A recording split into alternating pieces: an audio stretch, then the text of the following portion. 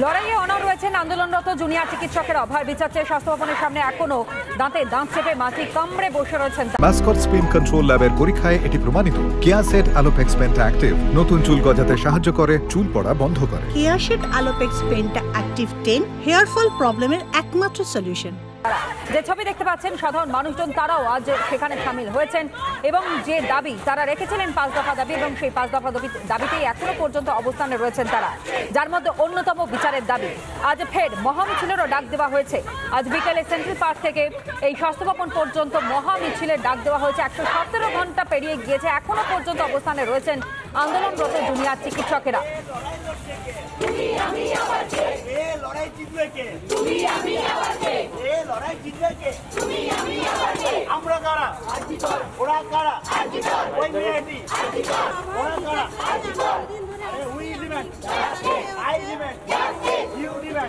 একটা স্ফুলিঙ্গ থেকে দাবানলে পরিণত হয়েছে এই প্রতিবাদ, যে প্রতিবাদ আপনারা দেখতে পাচ্ছেন।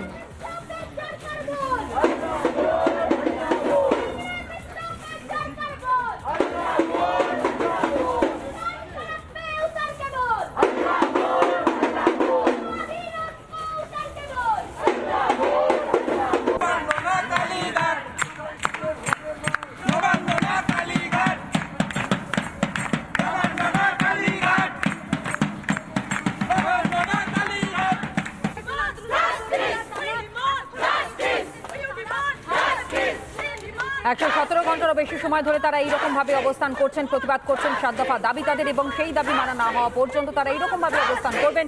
আলোচনার মধ্য দিয়ে সমস্তটা সমাধান করবারও চেষ্টা চালিয়ে চলেছেন আন্দোলনরত জুনিয়র চিকিৎসকেরা। সুকান্ত মজুমদার, রাজ্য বিজেপি সভাপতির বক্তব্য শোনায়। ভেতরে নেই, আমরা বাইরে থেকে বলেছি আপনাদের আন্দোলনকে আমরা সহযোগিতা করব, সাপোর্ট করব যদি আপনারা চান। এগুলো সুপ্রিম কোর্টে দেখানোর জন্য এগুলো করা। ওই স্লোগান উঠেছে না, সাদা চুল কালো কোট, আরও কী সব বলছে, ছোটো লোক কী সব বলছে। তো যার সম্বন্ধে বলছে তার বুদ্ধিতে এগুলো হচ্ছে। সাদা চুল কালো কোট, একজনের নাম করে বলা হচ্ছে সেই বেটা ছোটো লোক, সেই ছোটো লোকের কথাতে এগুলো হচ্ছে। সমাধান সূত্র তো আমার মনে হয় খুব ইজি। মাননীয় মুখ্যমন্ত্রীর উচিত ছিল গতকাল ওখানে যখন আপনি গেলেন, ডাক্তারবাবুরা 5খানা দাবি দিক করেছে, তার মধ্যে একটা দাবি আপনি সিপিকে সরানোর মতো দাবি আপনি মেনে নিতে পারছেন না কেন? আপনার দাবিতে তো আপনার পূর্ববর্তী মুখ্যমন্ত্রী সিপিকে সরিয়েছিলেন। আজকে আপনি কেন সেই প্রমাণটা, সেই উদারতা দেখাতে পারছেন? আর উল্টো পাল্টা মিথ্যে কথা বলছেন। সুপ্রিম কোর্টে আছে তাই আমরা লাইভ স্ট্রিমিং করতে পারবো না। আরে সুপ্রিম কোর্টে পুরো ব্যাপারটা নেই, সুপ্রিম কোর্টে শুধু মার্ডার অ্যান্ড নিয়ে এটা আছে, মার্ডার অ্যান্ড রেপ কেসটা আছে, বাদবাকি কিছু নেই। কেউ কোনো মানা নেই লাইভ করতে। উনি মানুষকে বোকা ভাবছে, ভুল বোঝা। মানুষকে বোকা বানানো হচ্ছে, একেবারে স্পষ্ট বার্তা রাজ্যের যারা বিরোধী, প্রধান বিরোধী শক্তি বিজেপি এবং রাজ্য বিজেপি সভাপতি সুকান্ত মজুমদারের যে বক্তব্য আপনাদের সামনে তুলে ধরলাম, কিন্তু পাশাপাশি সেই ছবিও দেখাচ্ছি যেখানে আজ 6 দিন, অর্থাৎ আজকে 6ষ্ঠ দিনে পড়লো তাদের এইরকমভাবে অবস্থান। 5 রাত এবং 6 দিন যেভাবে টানা বৃষ্টি, প্রাকৃতিক বিপর্যয়, সমস্ত প্রতিকূলতাকে জয় করে তারা এই বিচারের দাবিতে অনড় রয়েছেন। সেই ছবিটাই দেখতে পাচ্ছেন। অসংখ্য জুনিয়র চিকিৎসকেরা তারা অবস্থানে রয়েছেন এবং পাশাপাশি নাগরিক সমাজ তারাও এসে পাশে দাঁড়িয়েছেন।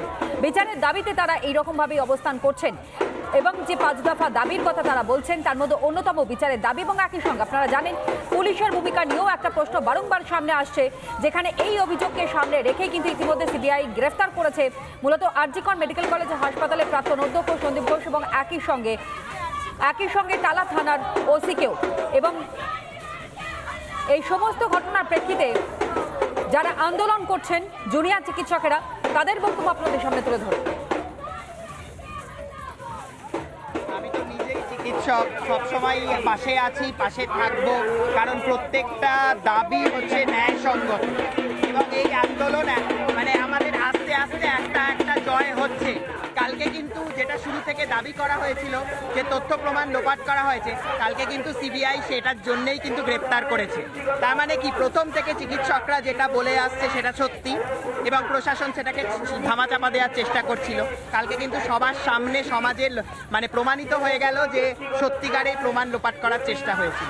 কান টানলে মাথা আসে, কালকে ওসি ধরা পড়েছে, এরপরে ওনার কানটা টানলে মাথা তো আসবেই, স্বাভাবিক। এটা তো একটা অনেক বড় দুর্নীতি, যেই দুর্নীতির এগেনস্টে এত বড় লড়াই, এবং এই দুর্নীতির জন্য আমরা এত বড় লড়াই করতে পারছি বিকজ সাধারণ মানুষ প্রত্যেকটা মুহূর্তে আমাদের সাথে আছে, বিকজ সাধারণ মানুষও বুঝে গেছে যে প্রশাসন কিভাবে ধামাচাপা দেওয়ার চেষ্টা করে।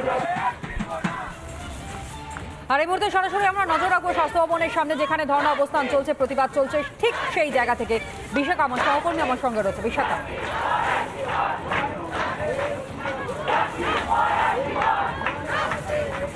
একদমই তাই তলা। একদিকে আমরা যখন এখানে দাঁড়িয়ে রয়েছি স্বাস্থ্য ভবন চত্বরে, সেখানে আমরা যদি ডান দিকে দেখি সেখানেও মানুষের ভিড় শুধুমাত্র ভিড় নয়, এখান থেকে আন্দোলনের সেই ঝাঁজ, যেখানে দেখা যাচ্ছে মানুষ জাস্টিসের জন্য প্রতিবাদ জানিয়ে তারা বলছেন তারা জাস্টিস ছিনিয়ে নেবেন। এবং সেখানে বহু স্তরের মানুষ রয়েছেন, বহু পেশাগত জায়গা থেকে আসা মানুষ রয়েছেন।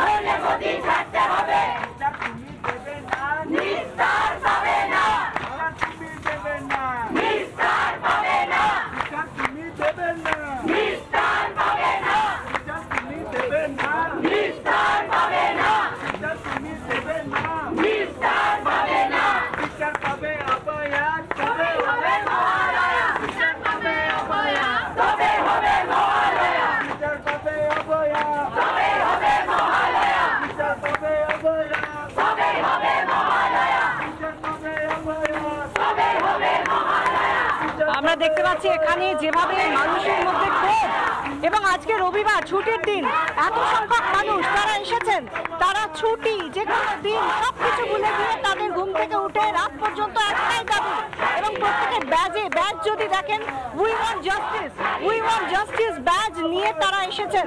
কেউ মুখে স্লোগান এবং সেই সঙ্গে ব্যাজ, কারো মাথায় উই ওয়ান্ট জাস্টিস ব্যান্ড, তারা ব্যান্ড পরে রয়েছেন উই ওয়ান্ট জাস্টিস ব্যান্ড, সেই ব্যান্ড আমরা দেখতে পাচ্ছি। এবং একই সঙ্গে দৃপ্ততার ভঙ্গিতে তারা দাবি ছিনিয়ে আনার কথা বলছেন। এবং আমরা একটা বিষয় দেখলাম আজকে, যেখান থেকে মানুষের একেবারে স্বতঃস্ফূর্ত আন্দোলন, তারা খুব গতকালের মানুষের তারা ক্ষোভে পেটে পড়েছেন, কারণ তারা বলছেন একটা স্লোগান উঠেছে, তোমার চা তুমি খাও আমাদের বিচার দাও।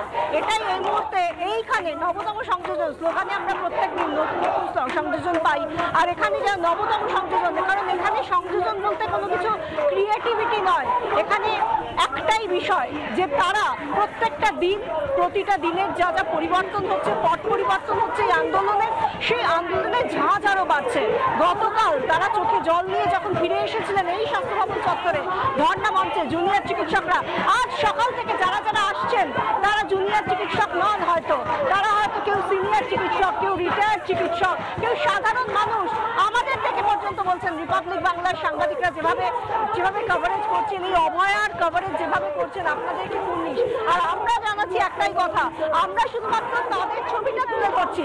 এখানে যারা লড়াই করছেন তারা সাধারণ মানুষ, এবং অবশ্যই সেই জুনিয়র চিকিৎসকরা যারা দিন রাত মাটি কামড়ে এখানে পড়ে আছেন। গতকাল দেখেছিলাম আমরা কিভাবে তারা ভিজে কালীঘাটে দাঁড়িয়ে থেকেছেন, ঘন্টার পর ঘন্টা, একটার পর একটা কথা বলা হয়েছে, তারা সেই সমস্ত কিছু শুনেছেন, এবং শোনার পরেও তারপর যখন তারা কান্নায় একেবারে ভেঙে পড়ে চলে এসেছিলেন এখানে, তারপর তাদেরকে সাধারণ মানুষ বেশ বিশাখা, নজর রাখো।